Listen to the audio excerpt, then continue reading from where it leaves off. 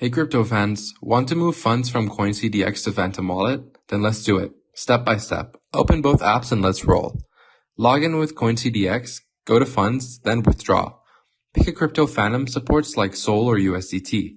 Check the network, Solana for Sol, and TRC20 for USDT works great. Copy the withdrawal address next. Now open Phantom Wallet, hit Deposit, and select the same crypto. Make sure you match the network as well. Copy your Phantom address back into CoinDCX and paste this one into the withdrawal address field. Double check the address and network, mistakes can cost you. Enter the amount and hit withdraw and confirm with your CoinDCX OTP or TOFA. It'll process in 5 to 30 minutes depending on the blockchain. Once it's done, check Phantom. Your funds should be there, ready for DeFi, NFTs, or trading.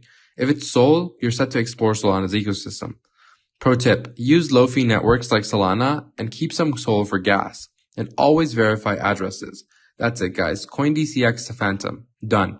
Like and subscribe for more crypto hacks.